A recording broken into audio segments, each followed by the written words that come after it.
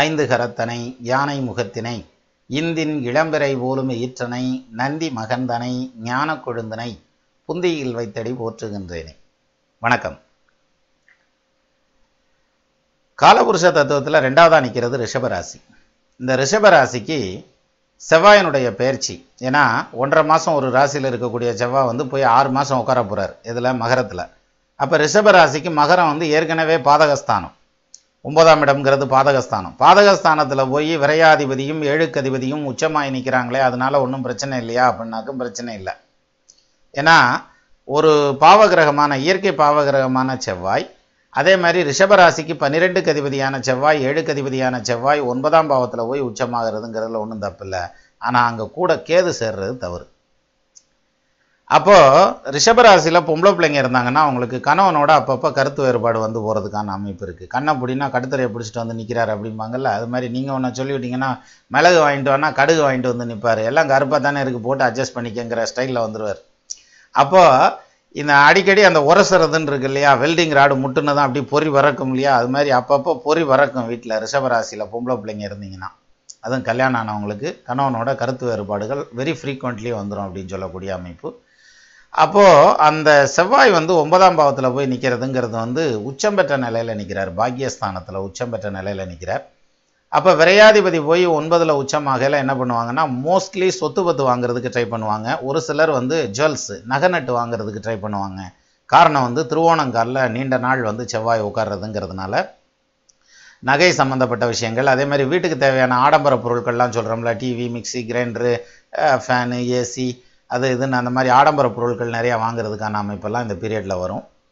இதில் இந்த பொருள் வாங்குறதுங்கிறதுல ஒன்றும் பிரச்சனை இல்லை. ஆனால் சொத்து வாங்குறதுங்கிற மாதிரியான பாயிண்டில் போகும்போது தான் கொஞ்சம் கவனமாக இருக்கணுங்கிற மாதிரியான அமைப்பு. ஏன்னா கேதுவும் திருவோணங்கால் செவ்வாயும் திருவோணங்காலில் உட்காரையில் சொத்து வாங்கிடக்கூடாது.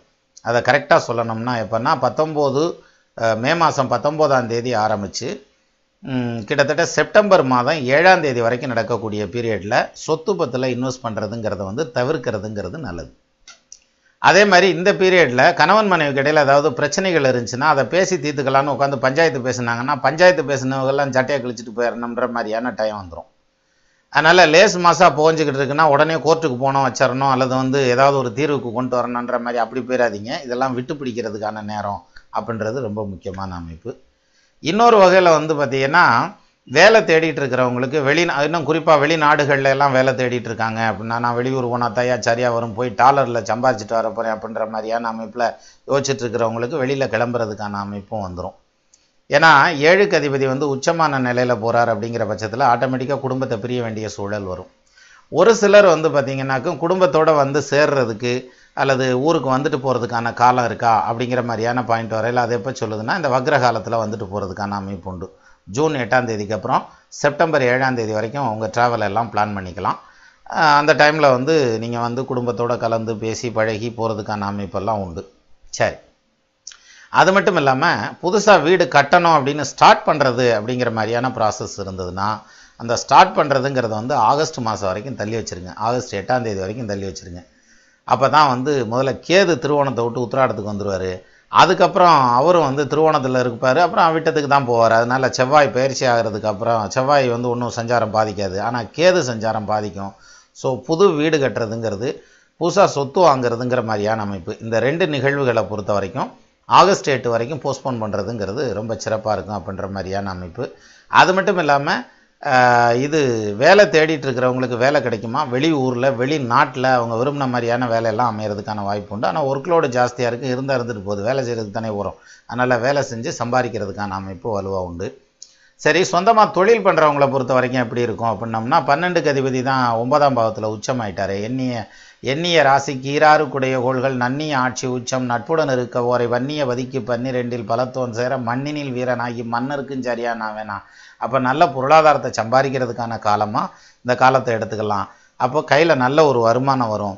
ஆகஸ்ட் மாதத்துக்கு மேலே நீங்கள் ஆகஸ்ட் மாதத்துலேருந்து சொத்து வாங்கினீங்கன்னா அந்த சொத்துக்காக கடனை வாங்கி கூட வாங்கலாம், வாங்கினாலும் நல்லபடியாக செட் ஆகும். என்ன காரணம், குருவும் பயிற்சியாகி அக்டோபர்லேருந்து 7ஆம் பார்வைக்கு வந்துடுவார், ராசிக்கு 7ஆம் இடத்துக்கு வந்துடுவார். அப்போ இன்னும் யோகமாக இருக்கும். அப்போ செவ்வாயினுடைய அந்த வக்ர காலத்தில் குடும்பத்தோடு ஒன்று சேர்ந்து இருக்கிறதுக்கான அமைப்பு உண்டு. வெளியில் தூர தேசங்களில் இருக்கிறவங்க அல்லது வீட்டுக்கு வந்து போகிறதுக்கான அமைப்பு, வெளியூரில் ஃபேமிலியை விட்டு பிரிஞ்சிருக்கிறவங்க இப்போ வேலையை நோக்கி இருக்கிறவங்களுக்கு ஏப்ரல் 30க்கு அப்புறம் 2018 ஏப்ரல் 30க்கு அப்புறம் கிட்டத்தட்ட ஜூன் 8ஆம் தேதி வரைக்கும் நடக்கக்கூடிய பீரியட்லேயே நிறைய பேர்த்துக்கு வேலை கிடைக்கும். அதுவும் வெளியூர் வெளிநாடு வேலைகள். அது மட்டும் இல்லாமல் செப்டம்பர் 7ஆம் தேதிக்கு அப்புறம் வரக்கூடிய பீரியட்லேயும் அதே மாதிரி வேலை வாய்ப்புகள் கிடைக்கும் அப்படிங்கிற மாதிரியான அமைப்பு. அப்போ படிப்பில் இருக்கிறவங்களுக்கு, கல்வியில் இருக்கிறவங்கள என்ன செய்யும் அப்படின்னா, கல்வியை பொறுத்த வரைக்கும் இந்த டெக்னிக்கல் எஜுகேஷன்னு சொல்கிறோம்ல, இன்ஜினியரிங் சம்மந்தப்பட்ட துறையில் இருக்கிறவங்களுக்கு பார்த்திங்கன்னா இன்னும் நல்லாயிருக்கும். ஆனால் அந்த துறையில் முடிச்சுட்டு ஃப்ரெஷர்ஸாக வெளியில் வந்து வேலை தேடிட்டு இருக்காங்கல்ல, அவங்களுக்கு மட்டும் கொஞ்சம் ஸ்லோவாக இருக்கும் இந்த காலம். எந்த காலம்? ஜூன் மாதம் 8ஆம் தேதி வரைக்கும். அதுக்கப்புறம் ஜூன் 8லேருந்து செப்டம்பர் 7 வரைக்கும் நடக்கிற டைம் ரொம்ப நல்லாயிருக்கும். அந்த டைமில் நிறைய பேர்த்துக்கு வேலை கிடைக்கும் அப்படிங்கிற மாதிரியான அமைப்பு. அதுலேயும் இந்த இதில், அதாவது ஆகஸ்ட் மாதம் 8ஆம் தேதி வரைக்கும் நடக்கக்கூடிய பீரியடில் ஸ்ட்ரக்சரல் என்ஜினியரிங், டிசைன் என்ஜினியர், அப்புறம் வந்து ஆர்கிடெக்டு, அப்புறம் வந்து ஆயில் அண்ட் கேஸில் இருக்கிறவங்க, இவங்களுக்கெல்லாம் பார்த்திங்கனாக்கா ரொம்ப கடினப்பாடு இருக்கும், நிறைய ஒர்க்லோடு இருக்கும். ஆனால் அதிலிருந்து நல்ல வருமானத்தையும் கொடுக்கும் அப்படிங்கிற மாதிரியான அமைப்பு. இதோட கூடுதலாக மெடிக்கல் ரிசர்ச்சை சேர்த்துக்கலாம். மெடிசன் சம்மந்தப்பட்ட வகையில், மருந்து சம்மந்தப்பட்ட வகையில், பயோமெடிக்கல் இன்ஜினியரிங் சம்மந்தப்பட்ட வகையில் இருக்கிறவங்களுக்கெல்லாம் பார்த்திங்கன்னா அந்த ஆராய்ச்சிங்கிறது வந்து ரொம்ப ஆழமாக கொண்டு போகும். அந்த துறையில் வேலையில் இருக்கிறவங்களுக்கு வேலை மேம்பட்டு வரணுன்ற மாதிரியான அமைப்பு இருக்குது. அதே மாதிரி ப்ரொமோஷனை எதிர்பார்த்து நிற்கிறவங்களுக்கு ப்ரொமோஷன் கிடைக்கணுங்கிற மாதிரியான அமைப்பு உண்டு. இன்னொரு விஷயம் என்னென்னா, ரிஷபராசிக்காரங்களுக்கு 9ஆம் இடத்துல செவ்வாய் உச்சமாகிறதுங்கிறதுனால தகப்பனாருக்கோ அல்லது தாய்க்கோ உடல் ரீதியான தொல்லைகள் வர்றதுக்கான ஒரு வாய்ப்பும் அதில் சொல்லலாம். அதுலேயும் குறிப்பாக அப்பாவுக்கோ அம்மாவுக்கோ ப்ரெஷர் சம்மந்தப்பட்ட தொல்லைகள், அதாவது ரத்தம் சம்மந்தப்பட்டது, ப்ரெஷர் சம்மந்தப்பட்டது, அல்லது சுகர் இன்க்ரீஸ் ஆகிறது, அப்புறம் கால்சியம் குறையிறது, அல்லது சால்ட் இன்க்ரீஸ் ஆகுறதுன்னு வாங்கல, இந்த மாதிரியான அந்த பார்டரில் இருக்கிறவங்களுக்கெல்லாம் வந்து அதை கண்ட்ரோல்டாக கொண்டு போய்க்கிறதுங்கிறது ரொம்ப முக்கியம். மற்றபடி வேறு ஒன்றும் ப்ராப்ளம்லாம் வர்றதுக்கான அமைப்பு இல்லை. அப்போ ரிஷபராசியை பொறுத்த வரைக்கும் செவ்வாய் 9ல் போய் நிற்கிறதுங்கிறது, அதுவும் 6 மாதத்துக்கு நிற்க போகிறார். செவ்வாய் வந்து மிகப்பெரிய பாதகத்தை எதையும் கொடுக்க போகிறதில்ல. ஆனால் அதே சமயத்தில் கிட்டத்தட்ட செப்டம்பர் மாதம் வரைக்கும் சனி வக்ரமாகி நிற்கிறார். உங்கள் ராசிக்கு வந்து யோகாதிபதி, ஒரே யோகாதிபதினு எடுத்துகிட்டா அது சனீஸ்வரன். அந்த சனீஸ்வரன் ரிஷப ராசிக்கு ஆல்ரெடி 8ல் போய் உட்காந்துருக்கார். அது வந்து அஷ்டம சனியை நடத்திட்டு இருக்கார். அதுலேயும் அவர் வக்ரம் ஆகிறார். அப்படி வக்ரமாகி நின்று அந்த டைமில் வந்து பாக்கியஸ்தானத்தில் செவ்வாய் சனி வீட்டில் வர்றதுங்கிறது வந்து கரெக்டாக சொல்லணும்னா நல்லாயிருக்கும். ஏன்னா கெட்டவன் கெட்டிடில் கிட்டிடும் ராஜயோகம்ன்றான். இந்த அஷ்டம சனியினுடைய தீவிரம் வந்து கடுமை குறையும் அப்படிங்கிற மாதிரியான அமைப்பில் இந்த சனியினுடைய சஞ்சாரத்தை எடுத்துக்கலாம்.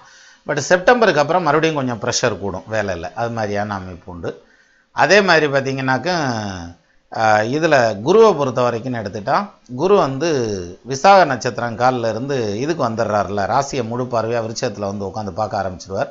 அப்போ குருவனுடைய சஞ்சாரமும் பாசிட்டிவாக இருக்கிறதுங்கிறதுனால இந்த அஷ்டம சனியினுடைய வீரியத்தையும் வேகத்தையும் கொஞ்சம் மட்டுப்படுத்துறதுக்கு, வெயில் அதிகமாக அடிக்குதுன்னா நம்ம ஒன்றும் செய்ய முடியாது, ஒரு கொடையை வேணால் பிடிச்சிட்டு போகலாம் இல்லையா, அது மாதிரி ஒரு கொடை பிடிச்சிட்டு போகிற மாதிரி ஒரு கொடை கிடைக்கும் அப்படின்ற மாதிரியான ஒரு அமைப்பு தான் அந்த ரிஷபராசியை பொறுத்த வரைக்கும் இதில் சொல்லலாம். இதில் திருவோணங்காலில் செவ்வாய் வந்து நீண்ட காலம் சஞ்சாரம் பண்ணுறதுங்கிறதுனால. ஆனால் ஓவராலாக பாருங்கள், நகநட்டு சேரும், சொத்து சேரும், வீடு வாசல் சம்பாதிக்கிறதுக்கான அமைப்பு உண்டு. இது மாதிரியான பாசிட்டிவான நிகழ்வுகள் இருக்குது அப்படின்னு எடுத்துக்கிட்டாலும், இந்த செவ்வாய் வக்ரமாகிற காலத்தில் மட்டும் அதை தவிர்க்கிறதுங்கிறது நல்லது அப்படிங்கிற மாதிரியான ஒரு பாயிண்ட். அதாவது ஜூன் 8லேருந்து செப்டம்பர் 7 வரைக்கும் நடக்கக்கூடிய காலம். பட் அந்த பீரியடில் மற்றபடி நீண்ட நாள் குடும்பத்தில் பிரிஞ்சிருந்தவங்க ஒன்று சேர்றதுக்கான அமைப்பெல்லாம் வந்து சேரும் அப்படின்ற மாதிரியான அம்சம் சொல்லலாம். ஆக ரிஷபராசிக்கு செவ்வாய் உச்சமாகிறது பாசிட்டிவான பலன்களை தான் செய்யும். 6 மாதம் அங்கே இருந்தாலும் அதை பற்றி கவலைப்பட வேண்டியதில்லை. இன்னும் சொல்லணும்னா, இந்த ரிஷபராசியை பொறுத்த வரைக்கும் செவ்வாய் பார்க்குறதுங்கிறது வந்து 12ஆம் இடத்தை பார்க்குறார். அப்போ 12ஆம் இடம்ங்கிறது வந்து விரயஸ்தானம்னு சொல்லுவாங்க. அப்போ சொத்து சுகம், வீடு மனை, ஆஸ்தி அந்தஸ்து, அதுக்கான செலவினங்கள் இழுக்கிறதுங்கிறது 3ஆம் இடத்தை பார்க்குறார். வீட்டுக்காரம்மாட்டையோ அல்லது கணவன்ட்டையோ மனைவிட்டையோ வாழ்க்கை துணையோட வீராப்பெல்லாம் பேசி ஈகோ கிளாஷ் ஆகிறதுக்கான அமைப்பெல்லாம் இருக்குது அப்படின்ற மாதிரியான அமைப்பு. அதனால் கூடுமான வரைக்கும் அந்த விஷயத்தில் கண்ட்ரோலாக போங்க. அதே மாதிரி அதாவது என்ன தான் வந்து வீட்டுக்காரம்மா வந்து கோவப்படுத்துகிற மாதிரி பேசுனாங்கன்னா கூட பரவாயில்லையே, நீ கூட பிரமாதமாக சிந்திக்கிறிய, நல்ல புத்திசாலித்தனமாக ஐடியா சொல்கிறியா அப்படின்ட்டு அவங்களுக்கு சில்லுன்னு ஆயிரும். அவங்க வாட்டுக்கு போயிடுவாங்க. அப்புறம் அதை ஃபாலோ பண்ணலங்கிறது அப்புறம் அதை வச்சுக்கிடலாம். அதை விட்டுட்டு என்னடி கேனத்தனமாக சொல்லிக்கிருக்க அப்படின்னம்னா என்ன ஆகும், சட்டுன்னு கோவம் வந்துடும். பட்டக்குன்னு ஒரு வார்த்தையில் தூக்கி எறிஞ்சிருவாங்க. உனக்கும் சரி உங்கள் அப்பையும் குடும்பத்துக்கே ஒருத்தனுக்கும் சொன்னால் புரியாது, அப்புறம் என்னத்தை சொல்கிறது, நீங்களாம் பட்டு மாஞ்சாத்தையும் அவங்களுக்கெல்லாம் புத்தி வரும், கிளம்பு போ அப்படின்ட்டுருவாங்க. அதனால் ஒரு வார்த்தை வெல்லும் ஒரு வார்த்தை கொல்லும் அப்படிம்பாங்க இல்லையா, அந்த இடத்துல வந்து நம்ம அப்படி டக்குன்னு கொஞ்சம் இறங்கி போனாத்தையும் சரியாக வரும்ன்ற மாதிரியான அமைப்பு ரிஷபராசியை பொறுத்த வரைக்கும் சொல்லலாம். மொத்தத்தில் ரிஷபராசிக்கு செவ்வாய் பயிற்சி நல்ல பயிற்சி. நமது நேயர்கள் ஆள் போல் தழைதழைத்து அருகது போல் வேரூன்றி மூங்கில் போல் கிளை கிளைத்து முதியாமல் வாழ்ந்திருக்க வாழ்கவென வாழ்த்தி அமைகிறேன். வணக்கம்.